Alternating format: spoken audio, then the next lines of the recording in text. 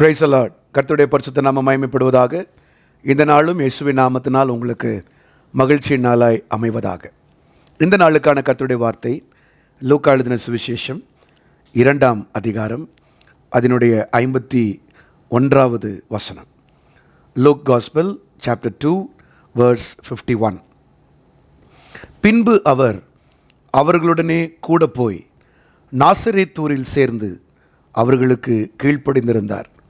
அவருடைய தாயார் இந்த சங்கதிகளை எல்லாம் தன் இருதயத்திலே வைத்து கொண்டார். கர்த்தருடைய நாமம் மகிமைப்படுவதாக. அருமையான கர்த்தருடைய பிள்ளைகளே, மரியாளை குறித்து இங்கு ஒரு வார்த்தை சொல்லப்படுகிறது. அது என்ன? மரியாள் அவளுக்கு சொல்லப்படுகிற சங்கதிகளை எல்லாம் தன் இருதயத்திலே வைத்து கொண்டு சிந்திக்கிறவள். ஆவிக்குரிய வாழ்க்கையிலே கர்த்தர் நமக்கு கற்றுக் கொடுக்கிற ஒரு முக்கியமான சத்தியம், நம்மோடு கர்த்தர் பேசுகிறார், ஊழியக்காரர் மூலமாய் பேசுகிறார், சொப்பனத்திலே தரிசனத்திலே கர்த்தர் தம்மை வெளிப்படுத்துகிறார்.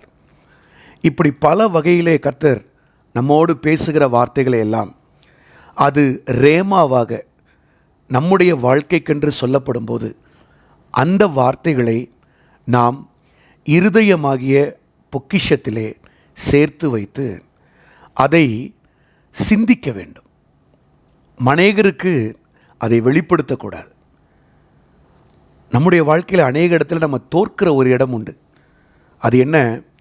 நம்மை அறியாமலேயே இருதயத்தில் இருக்கிறதான அந்த சங்கதிகளை நம்ம வாய் வழியாக வெளியிலே கொண்டு வர பிசாசு பிரயாசப்படுவான். அதில் நம்ம ரொம்ப ஜாக்கிரதையாக இருக்கணும். நம்முடைய நாவையும் நம்முடைய உதடுகளையும் நாம் மூடி வைத்து கொள்வதற்கு பழக வேண்டும். ஏனென்றால் நம்மிடத்தில் இருக்க இந்த ஓட்ட வாயில் நம்ம உளறி கொட்டும்போது அந்த உளறுதலை வச்சே அநேக இடத்துல பிசாசு நமக்கு தோல்வியை அவன் செட் பண்ணுவான், உண்டாக்குவான். நம்ம என்ன செய்யணும்? நமக்கு சொல்லப்பட்டவைகளை மரியாளை போல இதையெல்லாம் உள்ளே வைத்து அதை கர்த்தருடைய சமூகத்தில் வைத்து இவைகளெல்லாம் என்ன, எப்பொழுது நடக்கும், எப்படி ஆகும் என்று சொல்லி அந்த ஆர்வத்திலேயே நம்ம இருக்கும்போது கர்த்தர் நமக்கு ஜெயத்தை கொடுப்பார். பாருங்கள், எசேக்கியா ராஜாவினுடைய வாழ்க்கையில் கர்த்தர் அநேக காரியங்களை கொடுத்திருந்தார். அவன் தேவனுக்கு பயந்தவன். ஆகவே அவனுக்கு வெள்ளாண்மையை கர்த்தர் கொடுத்திருந்தார். ஒரு மிகப்பெரிய ஒரு வாட்டர் ரிசோர்ஸ் ஃபெசிலிட்டியை த ஃபர்ஸ்ட் எவர் கிங், முதலாவது ராஜா அவன்தான் இஸ்ரவேலிலே செய்தான்.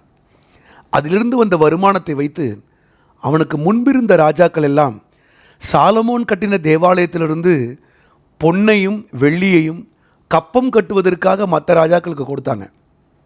ஆனால் இவன் நாட்களிலே கர்த்தர் எழுப்புதலை கொடுத்து, இவனுக்கு கர்த்தர் ஐஸ்வர்யத்தை கொடுத்து, அதில் வந்த வருவாயை வைத்து தேவனுடைய ஆலயத்தை செம்மையாக செப்பனிட்டு வச்சுருந்தான்.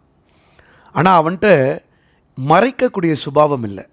அதாவது தேவனுடைய பொக்கிஷத்தை நாம் மறைக்கணும், எல்லாருக்கும் எடுத்து காட்டக்கூடாது.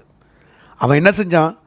பாபிலோனின் ராஜா ரொம்ப கன்னிங்காக தந்திரமாக அவன் ராஜ்யத்துக்குள்ளே வந்தப்போ அவனை நம்பி வீட்டுக்குள்ளே கொண்டு போய் அரண்மனை முழுசையும் ஆலயத்தையும் தன்னிடத்தில் இருந்த எல்லா சர்வ மகிமையும் காண்பித்தான். சென்ட்டு கொண்டு காமிச்சிருக்கான். கந்தவர்க்கங்கள், பிசின் தைலங்கள் எல்லாத்தையும் காமிச்சிட்டான்.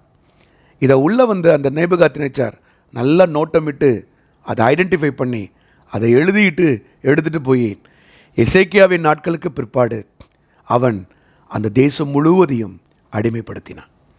கர்த்தருடைய பிள்ளைகளே, இந்த நாளில் கவனமாக இருப்போம். கர்த்தர் உங்களுக்கு கொடுத்துருக்கிற சுதந்திரம், கர்த்தர் உங்களுக்கு கொடுத்துருக்கிற ஞானம், கர்த்தர் உங்களுக்கு கொடுத்துருக்கிறதான அனைத்து காரியங்களையும் தேவனிடத்திலிருந்து பெற்றுக்கொண்டது. இருதயத்தில் வைத்து சிந்திங்க. அதை வேறு யார்ட்டையும் ஷேர் பண்ணாதீங்க. ஓட்டவாயில் உளறிடாதீங்க. அதை உள்ளே வைத்து சிந்தித்து பரிசுத்த ஆவியானுடைய துணையோடு ஊழியக்காரருடைய ஆலோசனையோடு செயல்படுங்க. உங்கள் காரியத்தை கர்த்தர் ஜெயமாய் வைப்பார். அப்பொழுது எசேக்கியாவுக்கு சொல்லப்பட்ட வார்த்தை என்ன தெரியுமா? ஏசாயாவின் மூலமாக, நீ இதை நேபுகாத்நேச்சாருக்கு காண்பித்தபடினாலே உன் நாட்களுக்கு பிற்பாடு அவன் மறுபடியும் வந்து இதையெல்லாம் எடுத்துகிட்டு போவான்னு சொன்னப்போ அவன் சொன்னான், அட்லீஸ்ட் என் நாட்களையாச்சும் நான் சந்தோஷமாக இருப்பேன்னு சொல்லி தன்னை சமாதானப்படுத்தி கொண்டான்.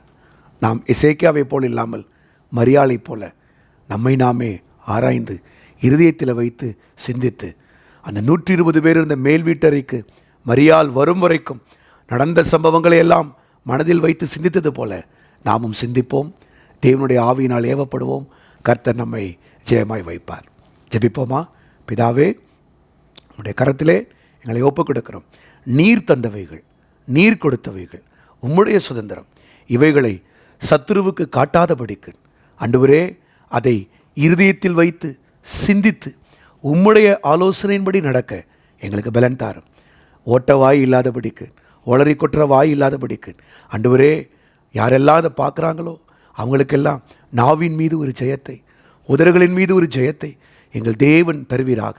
மரணமும் ஜீவனும் நாவின் அதிகாரத்தில் இருக்கிறது என்ற உம்முடைய வார்த்தையின்படி நாங்கள் ஜீவனை அறிக்கையிட்டு நாவின் மேல் அதிகாரம் பெற்று நீர் சொன்னவைகளை, நீர் கொடுத்தவைகளை இரகசியமாய் பாதுகாக்க எங்களுக்கு உதவி செய்ய ஆண்டவரே.